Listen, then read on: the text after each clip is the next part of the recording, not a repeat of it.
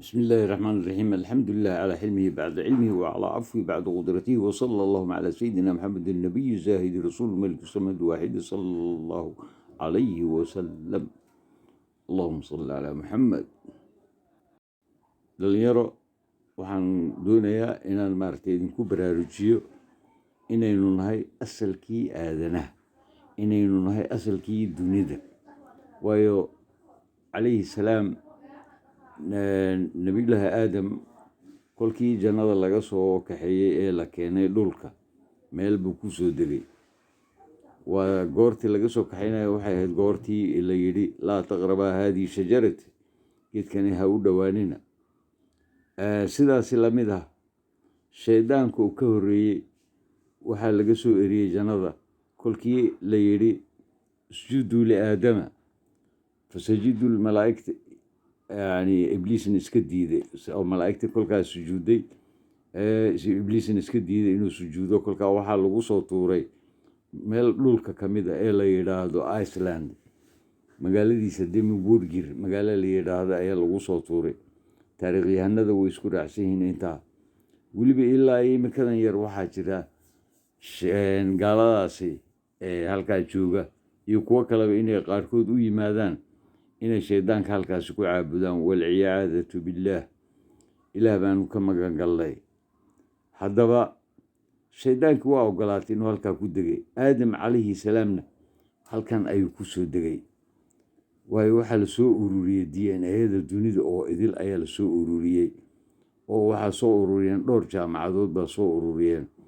waxaynu isku wada waafaqeen, ay isku wada raaceen in laba kolkii isku maajkareeyeen DNA-gii in halkan la yidhaahdo Soomaaliya ay ku soo wada biirshubteen. Soomaaliya oo ah asalkii dunida oo idil ka soo wada faracantay, halkaa ayaa laga soo wada faracmay. markaa macnihii waxa weeyaan abtirsimooyinkan iminka la samaystay waa waxyaabaha gumaysiga uu wado iyo dad uu soo dirsaday oo weliba wax buugaag qorqora ee ku qora inaynu nahay carab, inaynu nahay maxay ma nihi annaga ayaaba laynaga soo jeedaa. carab haddii la yidhaahdo, carabtaba annagaa dhalnay oo gabadheenna haajira ayaa dhashay. sidaa muu ogtahay, sidaa ma la socotaa? nabiyullaahi ismaaciil calayhi salaam xilligiisa unbay bilowdeen carab waxa la yidhaahdo. inta ka horreysa carab ma jirin, innagas waa jirnay. kolkaas sidee ugu abtirsimadaada u geyn kartaa nin aanba jirinba xilligaasi? waa hurdadan ka baraaruga oo iska diida heeryadan gumaysiga. dhalinyaro waxaa laydinka baahan yahay aqoontii inaad kaashataan. aqoontiinuna inay ku salaysnaato laba arrimood. labadaa arrimood oo ah diinta islaamka iyo damiir wadaninimo, soomaalinimo, dal jacayl iyo dad jacayl. haddii inta kaa baada waxa weeyaan waa dhibaato. gumaysiga siyaalo badanuu nagu soo weeraraa, xagga dhaqaalaha, xagga dhaqanka, xagga diinta. weliba diinta ha ugu horeyso. waxaad arkaysaa nin weyn oo surwaal dabagaab iska sita ee magaalooyinka iska dhex maraya. magaalooyinka soomaalida ay leedahay oo idil weeyaan, kolka laga soo bilaabo NFT ilaa Soomaaliya ilaa Jabuuti ilaa Soomaali galbeed. dabagaab waxaad arkaysaa bowdihiisa bannaanka iska yaala, iska socdo. goormuu tukanaya ninkaa bowdihiisa bannaanka yaala xilliga salaada haddii la gaaro? sidee buu u tukan rabaa? ma tukan rabiyo. marka allah soo hideeyo. waxa weeyaan dagaalkii dhaqanka, dagaalkii diinta ayaa socda. waxaad arkaysaa masaajidada qaarkood yani faatixadu kolkuu akhrinayo wuxuu ka bilaabayaa bismi illaahi araxmaani araxiim xamdu lilaahi rabbi alcaalamiin, halkuu odhan lahaa alxamdu lilaahi rabbi alcaalamiin. haddana qaarkood waxaa arkaysaa samica allaahu liman xamdah inay leeyihiin, oo samica allaahu liman xamidah ayaa ahayd safin salaadka sidaan kusoo baranay. markaa dagaalkii diintan wuu socdaa. baraaruga oo aqoontii diinta u baraaruga oo diintii hala barto. haddii kale wax badan baa isbedelhaya, wax badan baa bedelmahaya.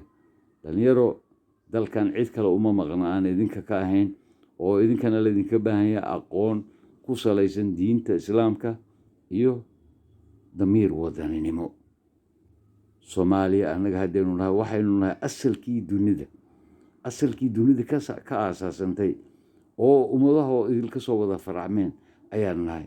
maca faraacinta la sheegaya innaga unbaynu ahayn oo halkaa tegay oo dhulkaa dhan wada qabsaday maca sumeriyaanka qolooyinka la yidhaahdo innaga unbaynu ahayn oo ilaa ay dhulka ay shaam iyo ka soo halgamay soo qabsaday haddana ilaa afrikada galbeed soo qabsaday oo ilaa iminka raadkeeni la helayo qolooyinka tawaariq ay yidhaahdaan iyo qolooyinka ay yidhahdaan barbariska ay yidhaahdaan iyo qolooyinkan annaga qabdiga ay yidhahdaan waa qabadle ma ogtaha horta halkan unbuu ka tegey marka waxyaalo badan baa jira oo dadku isku qaldaan waa gumaysiga soo adeegsaday waxay kuu sameeyeen abtirsiimo aanan jirin heblow bin abi taalib ayaa lagu abtirsiimi sameeyey warmay d n a gii baaba diiday xaggee abtirsiimada ka wadataa abtirsiima haddii la yidhaahdo mid shinis baad samaysan kartaa haddaad doontid waa wax layska samaysan karo laakiin d n a lama samayn karo abow d n a ilaah baa kuu sameeyey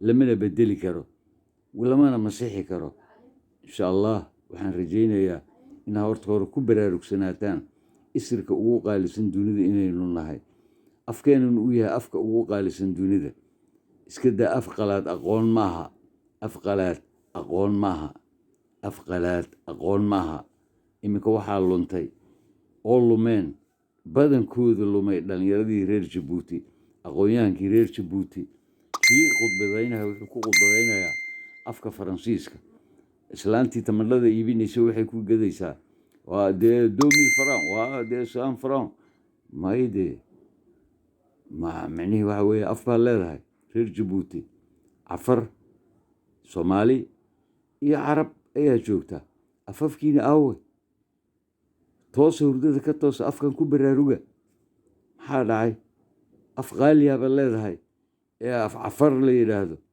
ayka ani nahay baleeg af carabi baad leedahay maalek haye af soomaali baad leedahay oo aada u facweyn marka maxaa kugu kalifay faransiis oo kii shalayna gumaysanaya ah inaan weli afkiisii aan sii buunbuunino markaan khudbadayna kii abba aan faransiis ku hadlin muxuu yahay ma zero ba may af qalaad aqoon maaha waa inaynu afkaynu ku khudbadaynaa waa inaynu afkaynu ku hadalnaa waa inaynu afkaynu dhiirigelinaa jabuutaay hurdada ka toos insha allah sidaasi lamida dhallinyarada kale ee soomaalida ah ama galbeed ha joogeen shinile ha dhagaale meel kasta ha joogeen muqdisho ha joogeen kismaayo ha joogeen meel walba ka joog soomaaliya waxa weeyaan afkaaga waa qaali afkaaga waa inaad noolaysaa mimi abana maya maaha afkaagii maaha afkaagu waa soomaali waa wiilka marsabad iyo mooyaale mandheere iyo